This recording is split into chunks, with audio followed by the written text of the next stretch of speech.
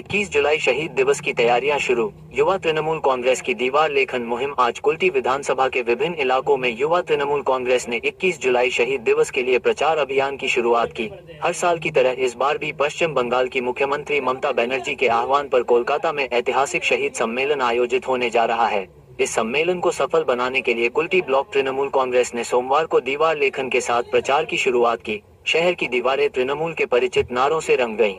इस अभियान का नेतृत्व कुल्टी ब्लॉक युवा तृणमूल कांग्रेस के अध्यक्ष बीमान दत्ता ने किया। उनके नेतृत्व में सैकड़ों कार्यकर्ता और समर्थक दीवार लेखन में सक्रिय रूप से शामिल हुए। उन्होंने आगे बताया, दीवार लेखन के साथ हमारा प्रचार शुरू हो चुका है।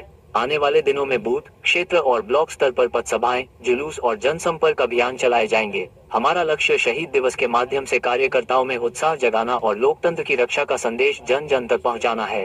আমাদের বাৎসরিক আমাদের প্রতি বছর 21শে জুলাই প্রোগ্রাম শহীদ দিবসে স্মরণ করার জন্য আমাদের বাংলার মুখ্যমন্ত্রী মমতা বন্দ্যোপাধ্যায়ের নির্দেশে পশ্চিমবঙ্গ যুব তৃণমূল কংগ্রেসের ডাকে প্রতি বছর আমরা ধর্মতলায় সমবেত হই শহীদ দর্পণে।